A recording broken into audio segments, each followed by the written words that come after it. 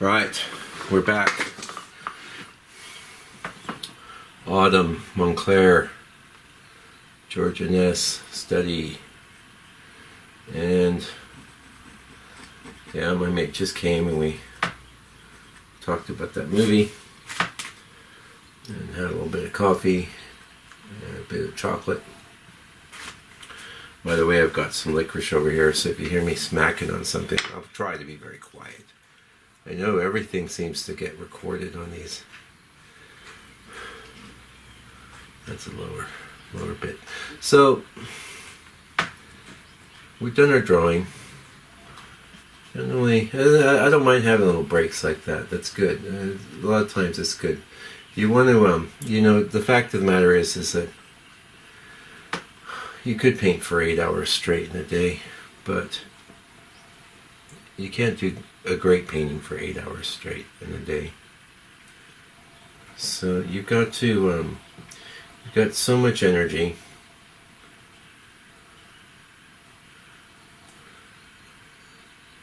You got to maximize it. You got to know when to be on and know when to chill out.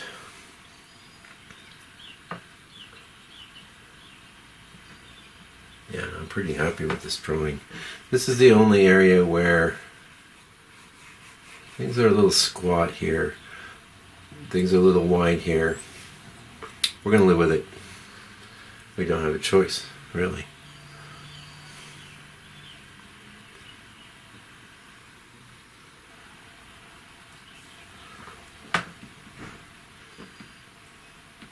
It's nice it's a little bit overcast today, because otherwise there's a tremendous glare coming off the parking lot. Okay. So,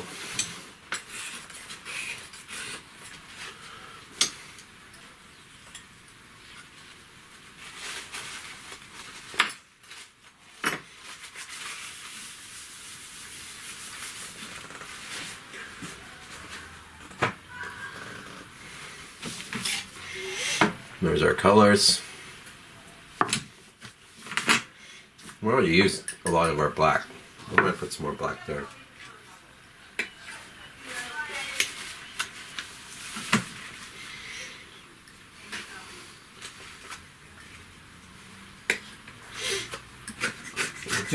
I do palette maintenance all the time. Like I say, everyone's different. For me, I don't like too much of a mess. Not that I need everything totally 100% manicured and nice either. I don't.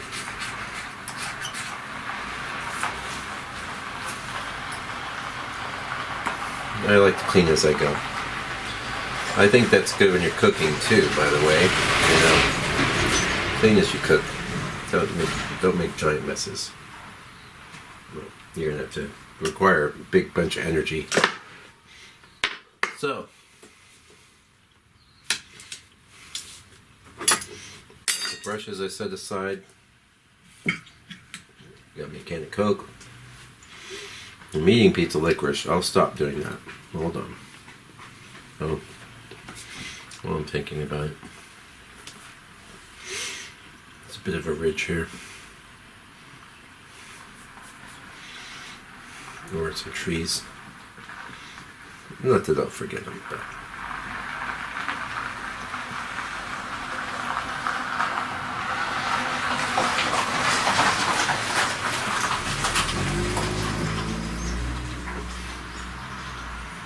that helps.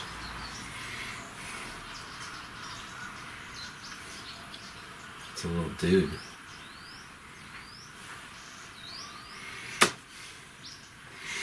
Number 6.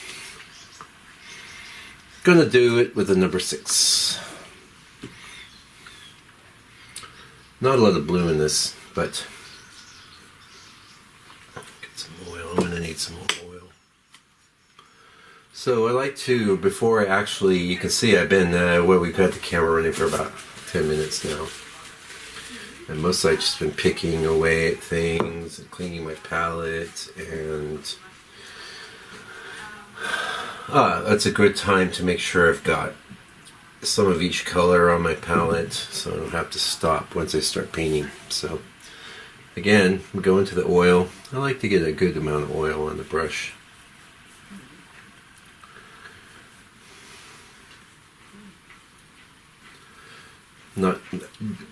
Sometimes I go back to the trough several times. Morning or afternoon. It's way into the afternoon now. Yeah, like that. I'm going to add a little more. I add a touch of cobalt to it. Now, I had a person. And keep in mind, this is going to be a little different looking color than in the actual painting, but it's going to be okay because we're going to glaze it, and we're going to glaze it with some yellow. It's going to turn.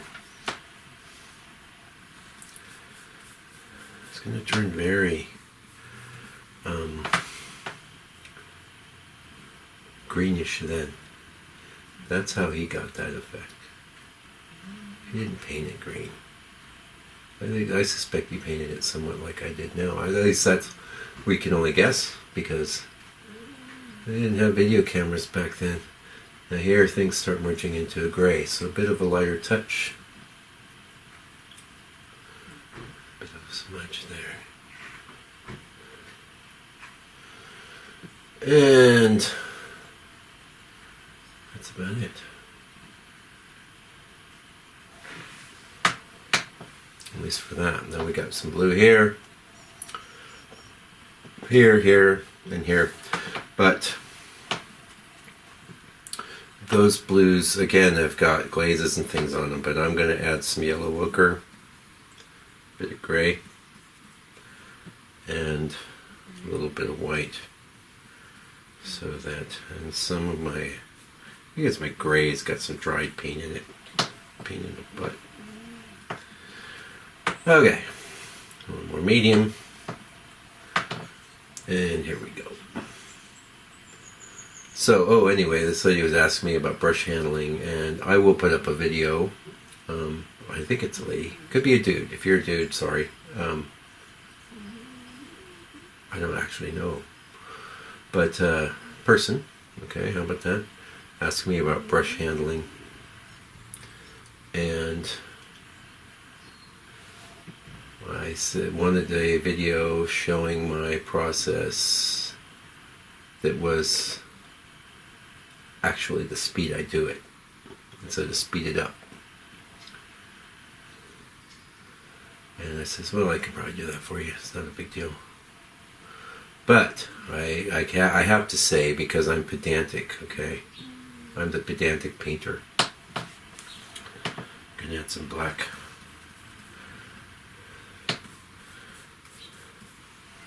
Because over here is shades of blue, but they're going to be kind of mixed in with this gray, so there's some shades of blue here as well. Shades of blue.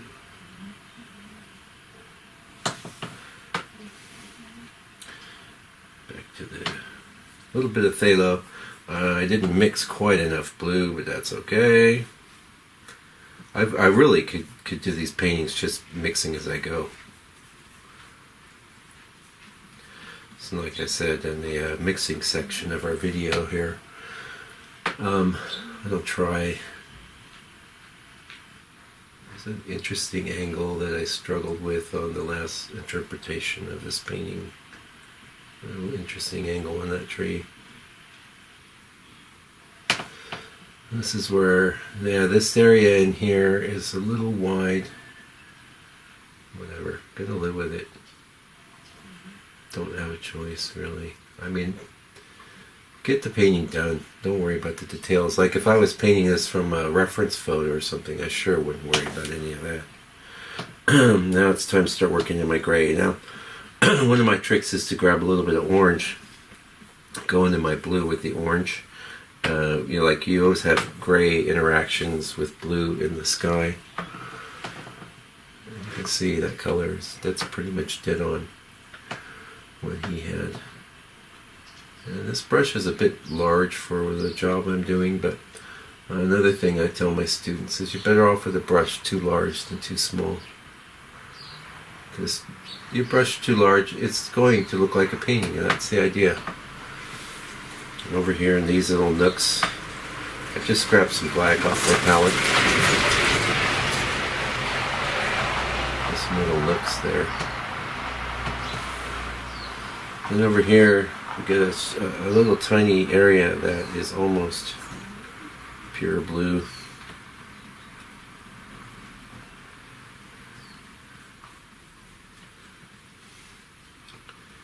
Lighter, little bit of ochre. You'll see here.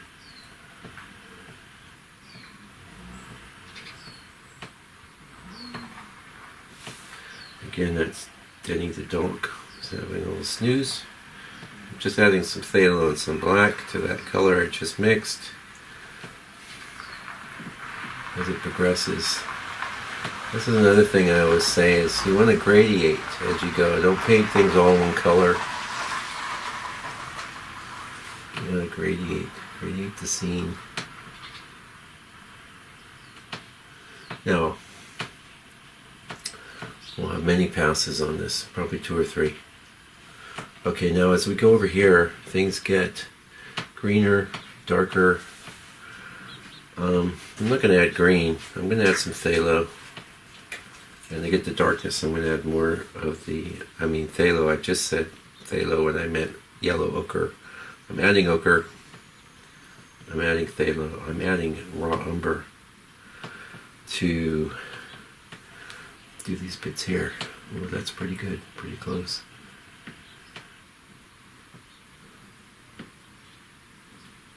Pretty close.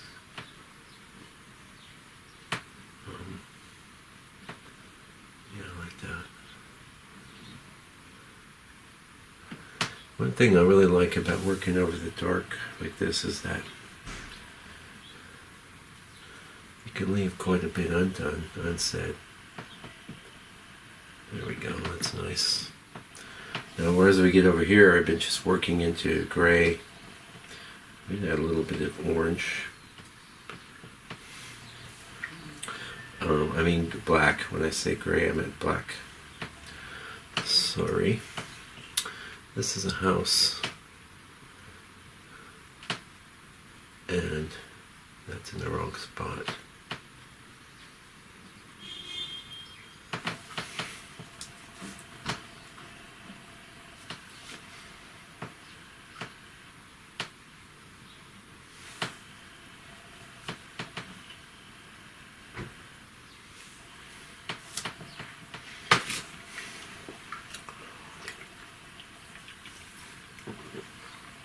Now we can glaze these areas. We will be with a little black, a little yellow.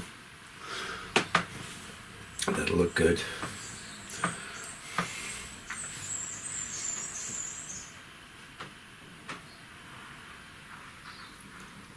This is a little wider than it should be, but kind of leaving room for the rabbit of the frame. It's always good to think about that rabbit. You don't want anything too close. This is the beginnings of a branch I talked about when we were doing the drawing. And then over in here, I'm going to take that same dark mix we had here, add some more orange because I want it to start graying up.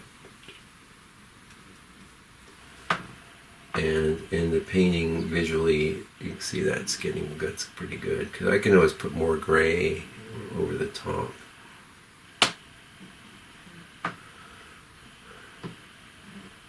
I'm happy with that. This area is too wide, but oh, and I was supposed to go lower. Jeez, well, I still have a little bit of my palette here. Yeah, I started, but I didn't finish that. This actually joins up.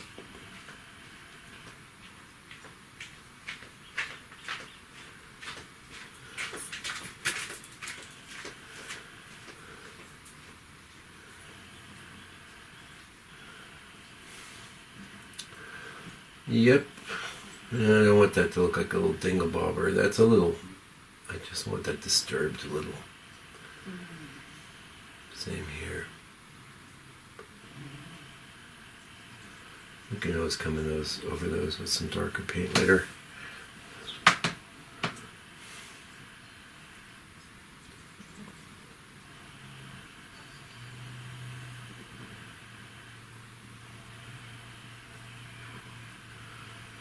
That's good. Okay. We've just laid in the blue. Pardon me. I have a little piece of licorice here. It's a treat for successfully doing the blue portion. Wiping off my brush. Scraping that blue up. Put that off to the side. Might need some.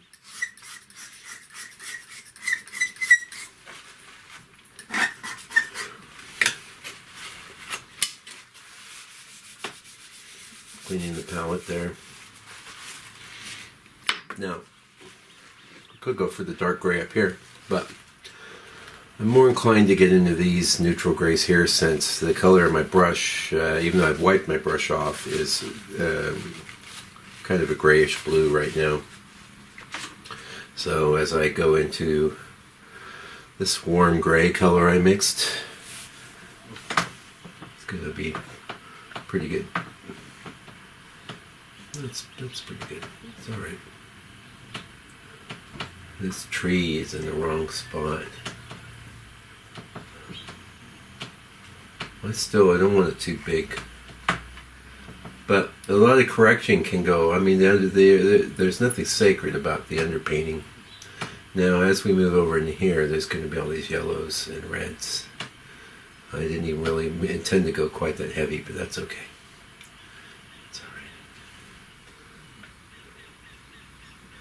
So, we correct as we go, as best as we can. This isn't even supposed to be blue down here. I just kind of put that blue, knowing I kind of mix it with the gray.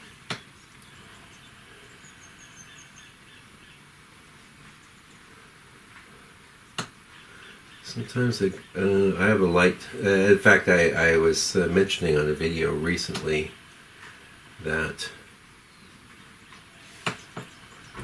now he has a lot of different gradations of things going there. I've made it almost all just one color. And when that sort of thing pops in my brain, I might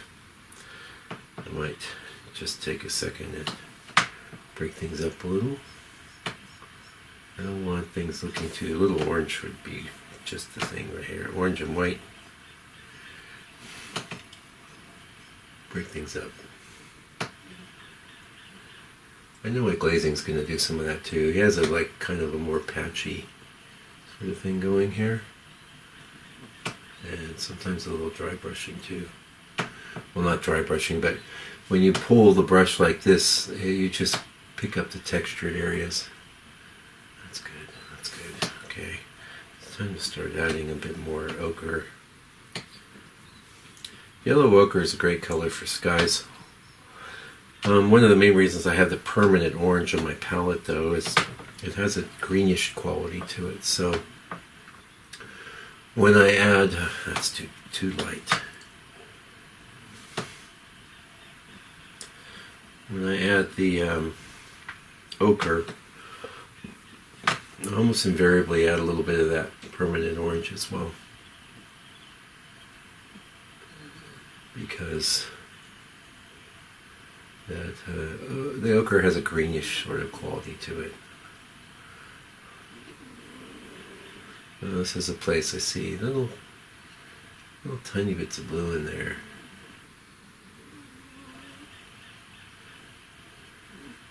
Now, I don't mind little bits of the dark underpainting coming through. I don't mind it. I don't go out of my way to leave it. And so this is what I was trying to tell this person about the brush strokes. You know, it's like, because I am pedantic, so much of what I do is not calculated. I'll say, oh, I I need to brush like this because I saw someone else brushing like this. It's more that I see a problem and I got to address it, or I see something and I'm trying to get it in there. And I'm happy with that. Moving on. And the real important thing is just keep moving. Keep moving. Don't let the... I'm going to wipe off my brush. So when do I wipe off my brush? When the paint on there is becoming more of a problem than a solution. So I want a little bit of... I'm going to go in that mixture I just had with a bit of transparent earth red. And I've done way too much, but that's all right.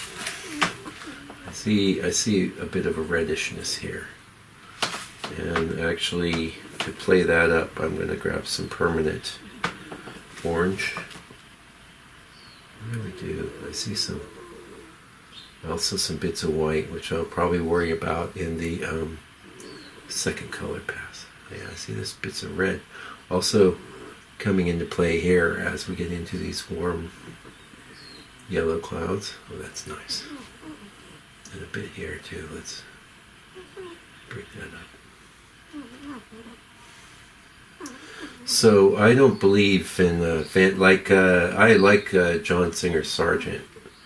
There's never been a greater virtuoso with a brush than him. I don't know enough about him to speak with any eloquence about his ideas about brush handling. All I can say is that when you look at his paintings, you feel his brushwork is virtuosic. Virtuosic? I don't know how to say that. You get the idea. It's brilliant. Now, we're supposed to have a lighter cloud here, but a lot of times when I have something light, because I don't want a harsh edge, I'm going to put... This is closer in value to the blue, so I'll lay some of this down and then get into the brighter colors over. Anyway, back into a bit more of this grayish tone here.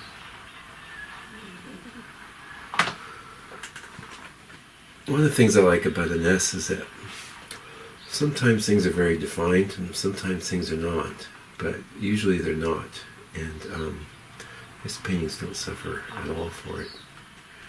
So that's a good example of... Now in here, that pure blue needs to be modified a little. It's got, in his painting, some cloudiness.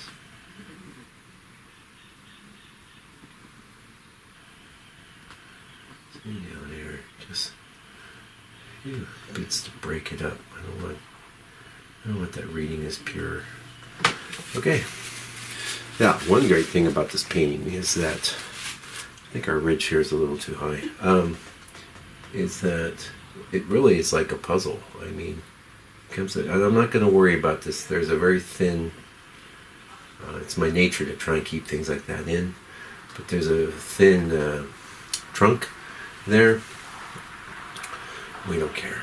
We'll paint that in the second pass. And I feel like a little more gray, where the blue overlaps. Very nice. Going into, let's go ahead and take a minute. And to be honest, I have this brush that I loaded up with a dark black. I think I'll use that for up here. It'll just save me a lot of time with trying to get the brush I've just been using up into the sort of values I want up there. Now I will say about dark clouds in the sky, be careful. In fact, a lot of times in your photo reference, they'll appear really dark and black, and people will paint them like that. They're never as dark as all that. And if you watch a lot of my videos, you'll see I almost always paint them too dark and then go over and lighten them. Now I'm looking at the color I mixed here, and it seems like so brown. It's not good. So I'm going to wipe off my brush. I'm going to get some more black. Black being the color killer. That's getting better. And it's probably too dark too, but that's okay. Seems very red. Let's go to color killer number 2, which is the raw umber. And more black. It's got a very interesting, I like that. That's a bit of a gray.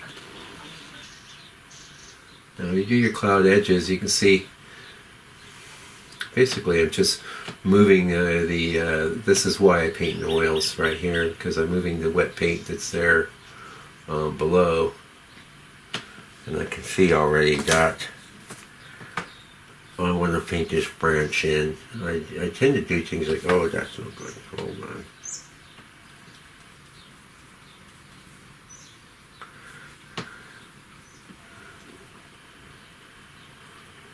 It's okay if it's a little muddy.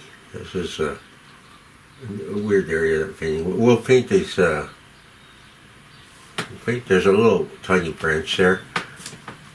Paint that in second pass. Yeah, so you can see how I kind of use the wet paint on the brush with the wet paint that's below.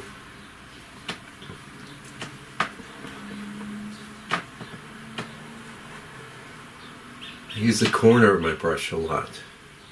I'm a big believer in that. And if you look at my brushes, they always start as flats and end up being rounds over time. Yeah, like in that.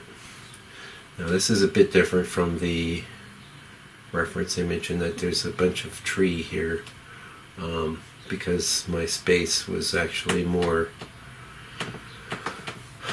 vertical. It's a little different, or it's varying a bit. It's all right.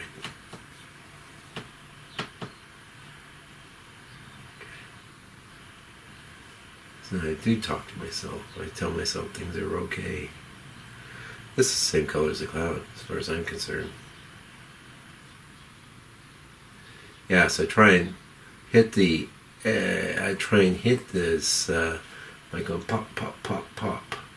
Grab with these the corners of my brush, the little bits of the wet paint below, and that's giving me the brush fracture that I need.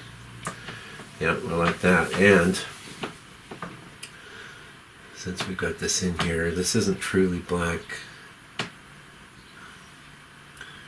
Remember, if you remember what I said, this is a horizontal element, not a vertical element, so we don't want it that dark anyway. Breaking it up, I don't mind if there's some little dark patches, and if you remember when I was doing the drawing, I did a lot of papping. I call it papping. You know, oops, wrong color. Something in between.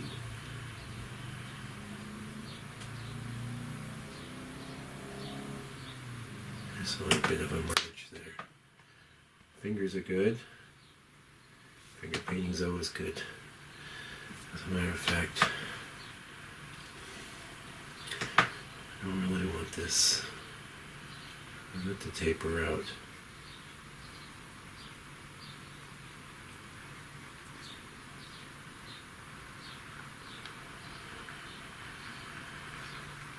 It'll look so much better just paint it in. Now if I wanted to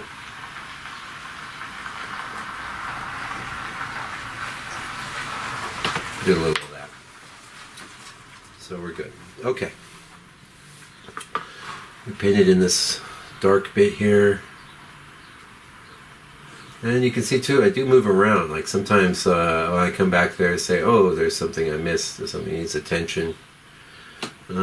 There's a little bit of a lighter, I'll grab some of that gray from down here, and we'll just play that up a little.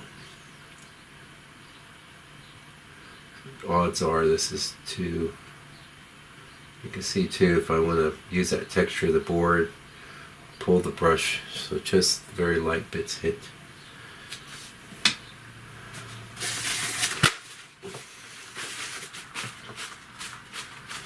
And of course the old paper towel. It's another way of breaking things up.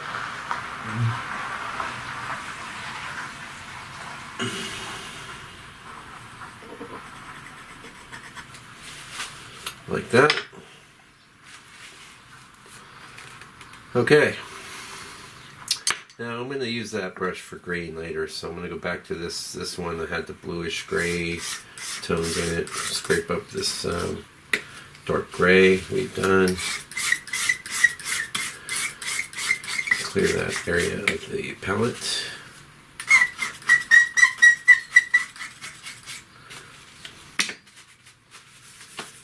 Down a little, mostly because wipe off my brush. Now some of that blue, some of that gray. And I sometimes just go right into white because this is not the color I want to paint, but that'll kind of set the tone for the yellow. And I'm going into this color I mixed and I'm adding orange right off the bat. And I'm going to set the stage. So I want you to lay down. Go on. Over here. Sorry, Denise. I'm reacting to something. Okay, so I often put a bit down, and that's actually the color I want over here.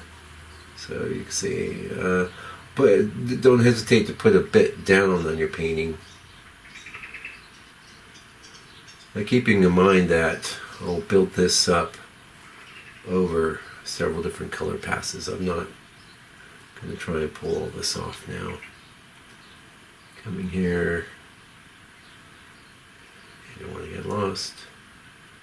There's two things coming up, and then there's a bit there like that. So my drawing's a little inaccurate. It's a bit more like this.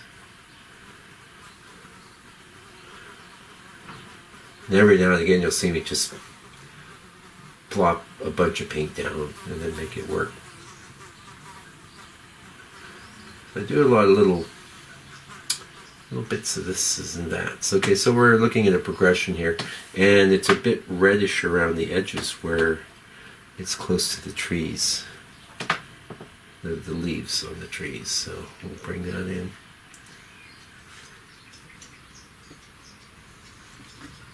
You're all right. You're okay down there. Talking to Denny, you guys, not you. Okay.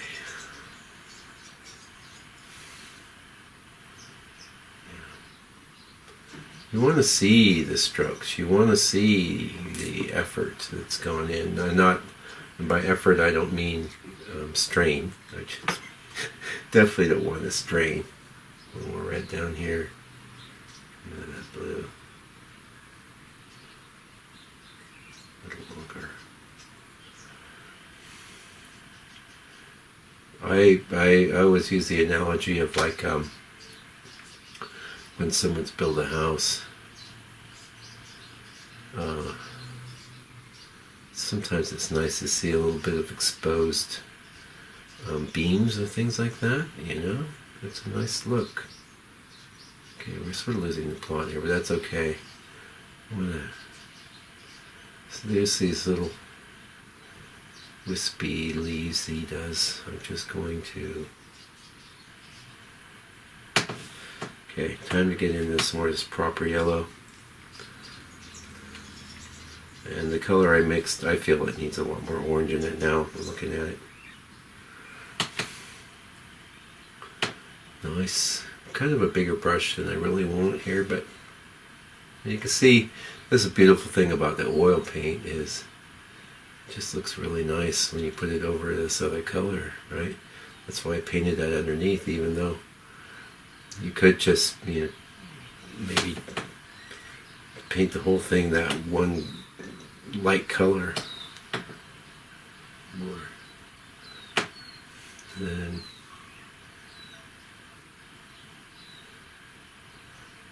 I know I'm going to glaze it too. Bring in some of these bits here. There's a little bit down there.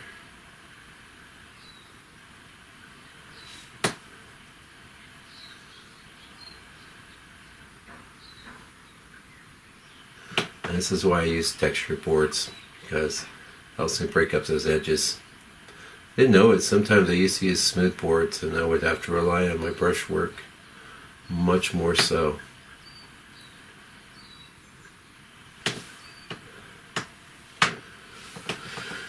Okay, I'm gonna go a little notch lighter. I'm bringing some of this Hansa yellow and some white. When I do these light bits in the clouds, if you were to look at my palette, you'd say, gosh, she keeps adding yellow and then white and then yellow and then white. I know some artists, they deal with this by,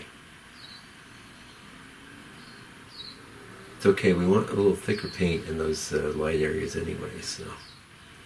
Some artists have a bunch of different yellows. I try and do it all with my Hansa yellow medium. So when I want a lighter yellow, I've got to I notice myself, yellow and then white, then yellow, then white.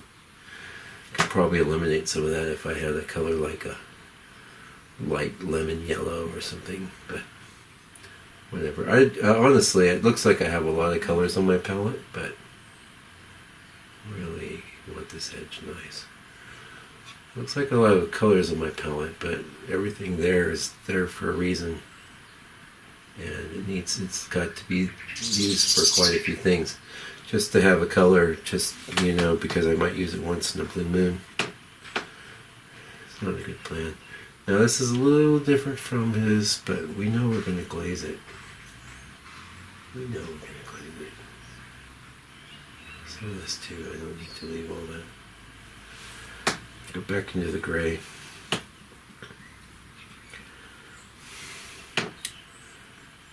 Some life here.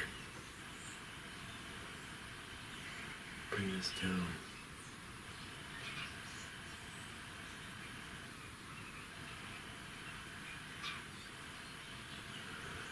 Yeah, I woke up with a bit of a headache today. I still have a little bit of a headache. It's not so bad though that I feel like I can't paint. And I'm not in a bad mood or anything, so I'll leave all that. We could get into the train stuff next, but yeah, the sky is done, really. And here is where I might just pull that brush using the texture of the board.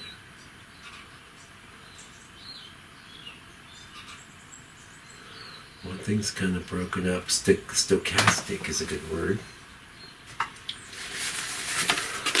Oh my goodness, I wasn't quite as prepared as I should have been. Because we're going to have a paper towel issue coming up. Yeah, see, this should be a little longer this way. What can we do? What can we do? Push things a little bit more now.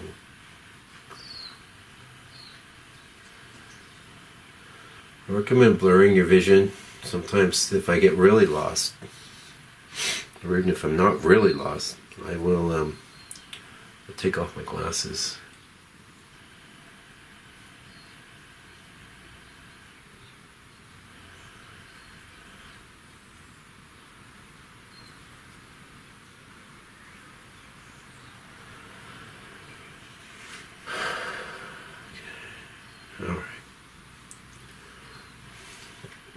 I'm wondering if this is even a house back here, but I've painted it a million times. I keep saying that, sorry. I haven't painted this a million times. This is the fourth time I painted it. Not a million. 4. I see some little ridges here. Just want to bust those up.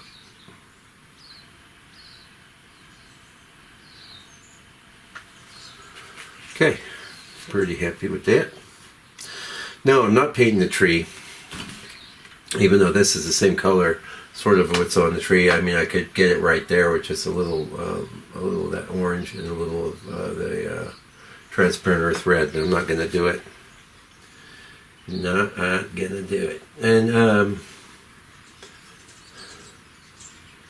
because I want that to be, I need to have the reddish tone underneath, really. So what I am noticing there is over in here. Whoa, that's not right. I'm gonna have to go darker.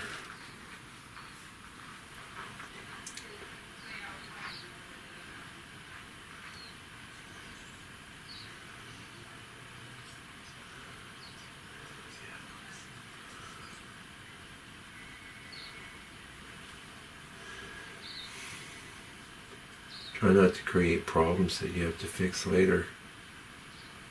How about that? That's a great tip. Okay. As far as some of this stuff goes, I mean, it wouldn't be bad to go ahead and get some of this in there. That's actually some kind of branch that's going to come in later, but I think for now we just want to start. I'm looking at my edges, even here, some strong reds and things that come in.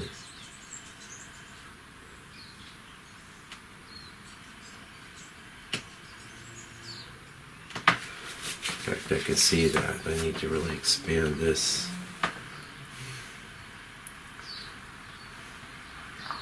Better off just kind of painting that over the top later.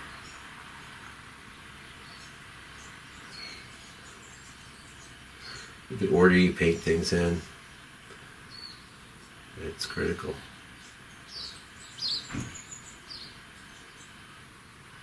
Well, I try and leave things. I don't like when I have a bunch of unnecessary overpainting that I have to do, but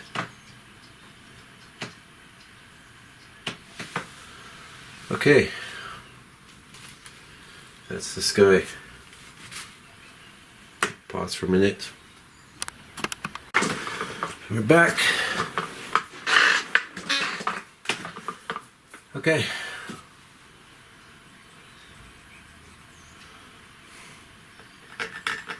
Oh, pardon me. Oh my goodness. Okay.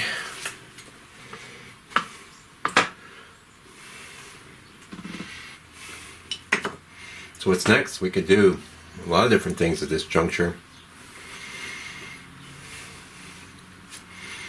Come from the back forward. Bring these trees and things.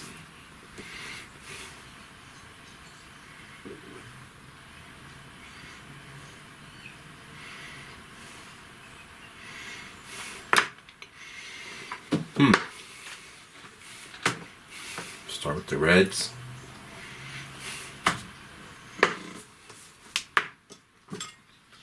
Sort of feeling like I want to do that. Generally though, what I do is I tend to paint in the order that I mix the colors. So if you look here, that's probably the next. Building us up to the nice light areas. And then at some point you'll, oh geez, excuse me, gotta get, hopefully I won't end up moving that camera.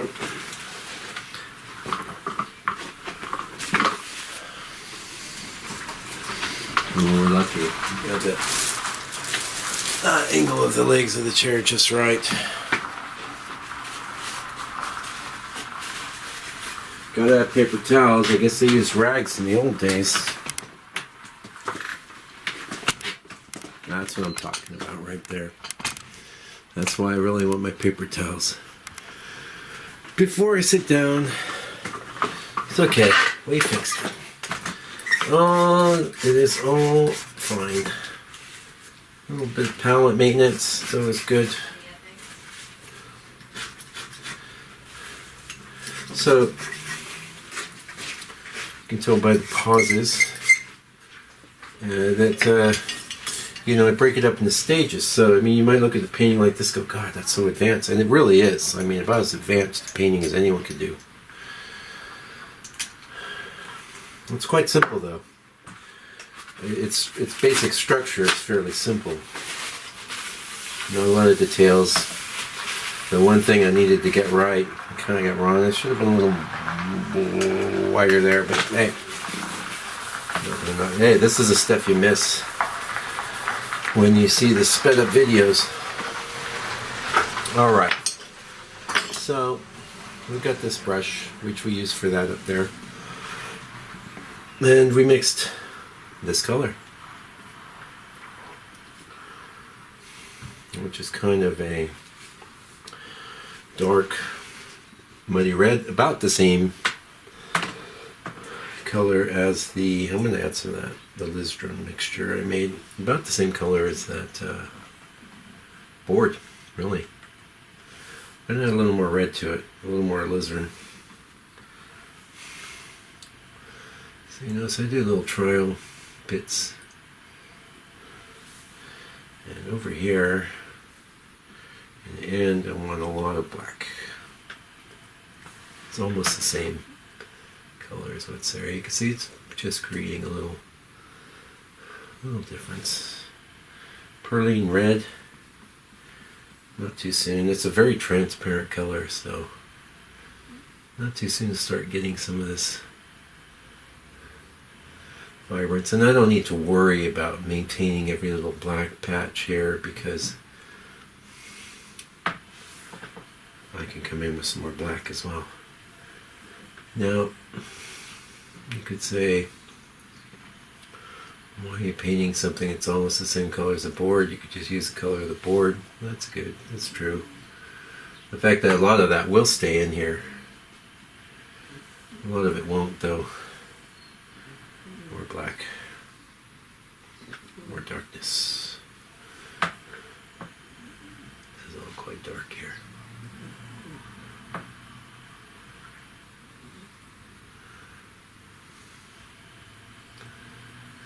Things up.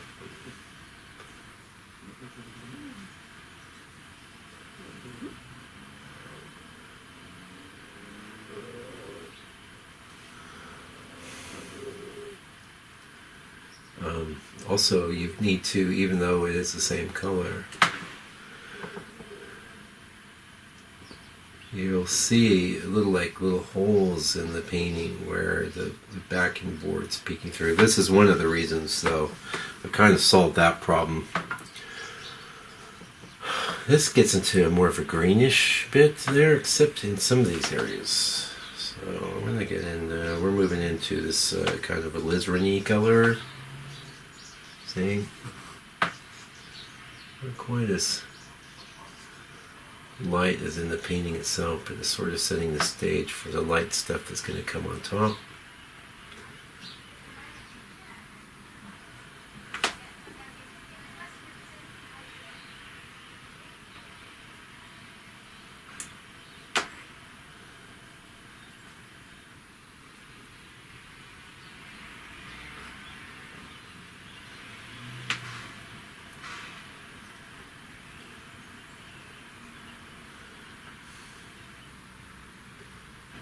Okay, I'm tempted to get into there and do that, but what I'm really going to do is just wait and do a lot of that. You see it's kind of smearing a little. Don't really want that. Just one of the reasons it's good to leave some mixtures on your... I'm looking at this now too after my...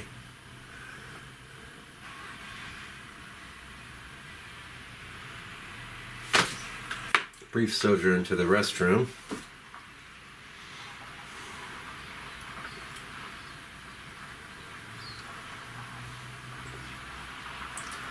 And once we start on this, it's yellow, it's white, it's yellow, it's white, it's yellow, it's white, it's yellow, it's white. I'm not too worried about that. I basically just kind of want to set the stage for second color pass. We'll leave some there. Not worried too much about that. I'll stay focused. Okay. Which gets us into, I've got this big bunch of this darky color on my palette. I'm going to grab some oil and some dark. Now here's a place where I don't need to be as meticulous. There's no real detail here. It's just a field of color. And again, I'm watching out for that straight line thing I ran into in the last painting I had to fix. That sucked. Just another day at the office. Okay, bringing it over here. Now this is actually going to be a little lighter in value, but I'm kind of setting this up. What he's done is he has these reds and then he gets into greens from there.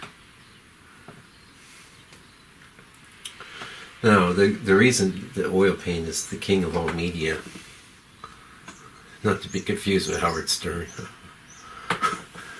is you can move back and forth between transparent and opaque so easily, really. It's incredible. Okay, so I had a bunch of that dark mixed, and it's about the color of the, this is more blackish, and maybe even a streak of gray in it.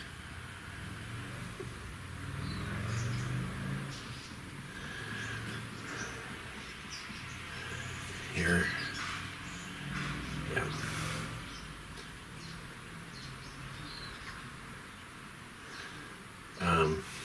Talking about oil paint, yeah, it can go from opaque to transparent, back to opaque, back and forth, all you want, all day long.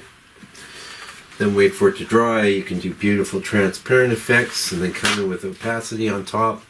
Just extremely flexible. Yeah.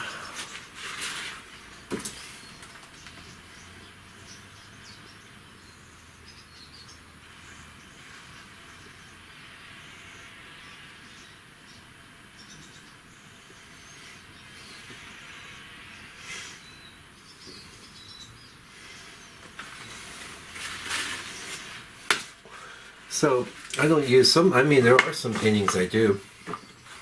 The whole thing's been done with one brush. I mean, that happens. Now, all this last stuff I've done, it doesn't look like I've done a lot, because a lot of what I painted is just various different tones and tints of the board color.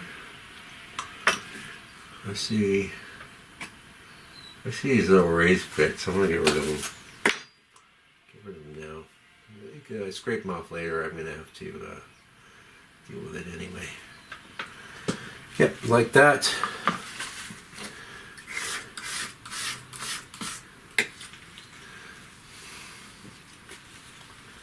Like that. Now getting up, building up. So we already did start breaking into this kind of alizarin-y color I mixed. There you go. Although I had quite a lot of this other color on the palette, I'm going to bring in more perline there. Perline's a little warmer. Oh yeah, that's nice. This is the place where I'm going to take off my glasses, if you don't mind. I'm sure you don't mind, because you really can't see me. And yeah, I never really worry about showing myself. Although when I get the new studio, it is happening, by the way. I know I've been talking about it for 6 months. And again, I don't want to denigrate an entire culture of contractors, but they seem to take their time out here. You know, if you can get them to show up to give you a quote. And I don't want to do too much there.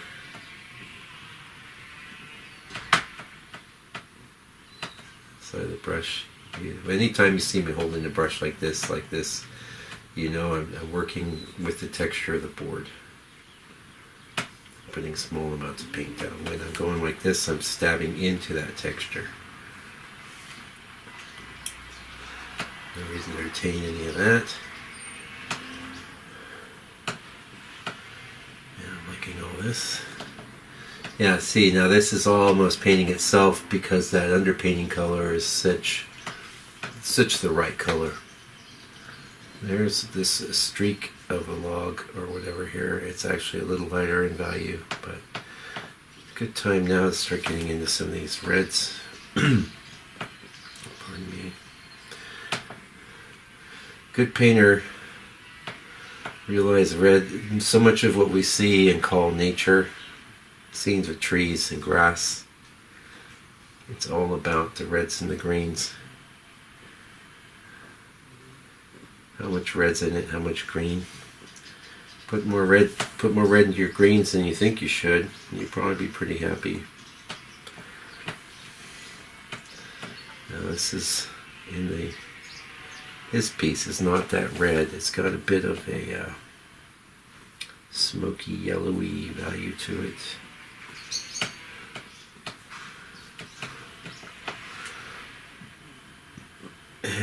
which is hard to get without going light. We'll do it.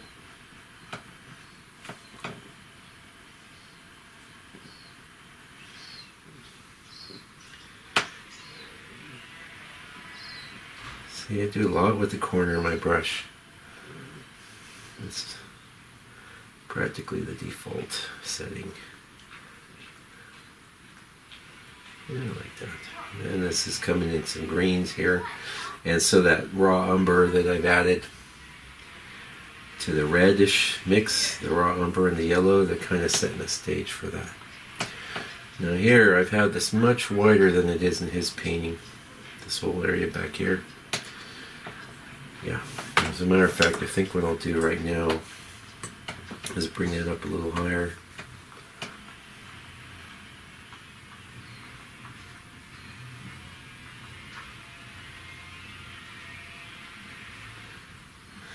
I wanted to leave myself, usually the last, it wasn't a million times, it was only 4.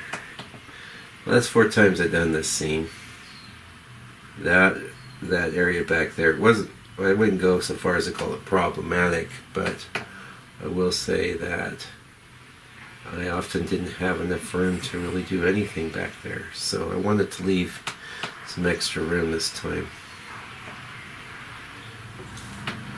Now, I'm always tended to do just what I did here, but really what happens here is this dark branch comes in right here. Like so.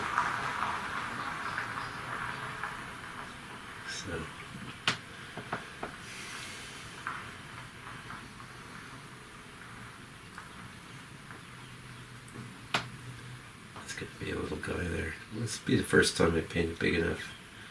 George Inness big enough to maybe. I have, actually, that's not the first time, I'm lying. There was a painting in 100 Days of Tonalism, I think 25 of which were George Inness paintings.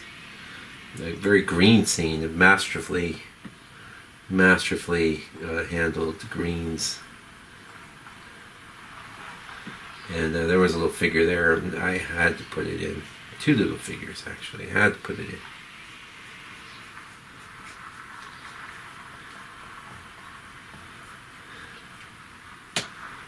Keep things random here. That's the stove.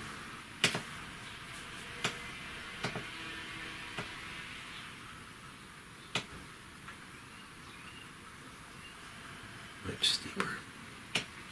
To the point where really up in this area you don't really even see much there. It looks almost like I don't have my glasses on now, so to my eyes right now it looks completely black back here. And this looks very close. Like, in other words, this space here shouldn't be too wide. Pretty happy with that. Get some more oil, get some more black.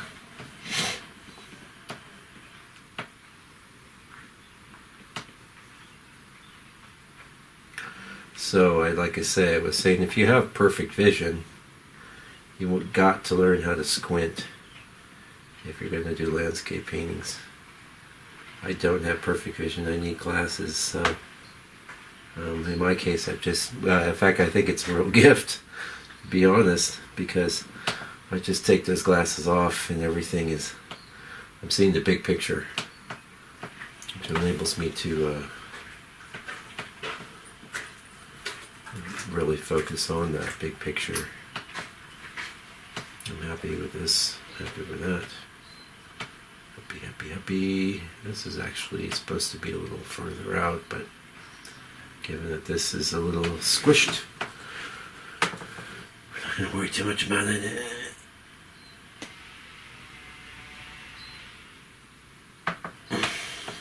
Always hold your breath when you do that kind of thing. Yeah. Some artists might use a real fine brush. I don't worry about it.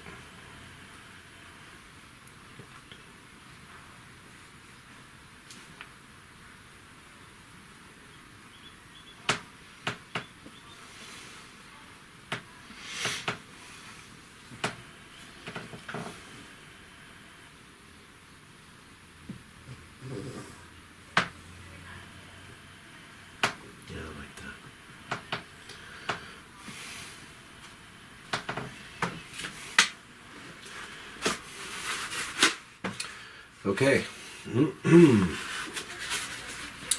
So we just brought this whole black bit up. That's a lot narrower now. It looks good. I really wanted it to be very crooked. And, whoops, shoot, wrong brush. Just contaminated my little pile of black.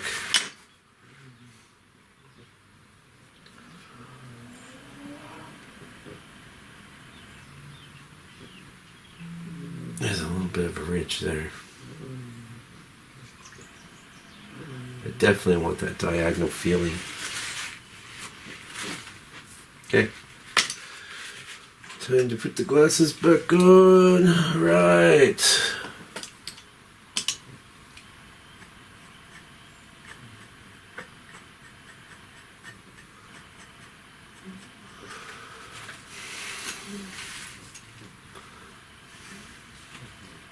Aha, that was a bug. Bugs like wet paintings.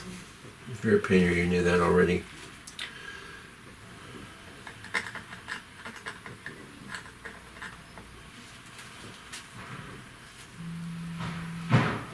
Yeah, I'm happy. Now, there's a little red building and some little red dots and little weirdness and stuff here. All going to happen in the second color pass.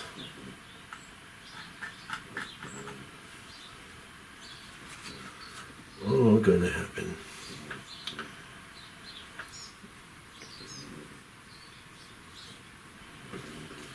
I don't want a clean stroke.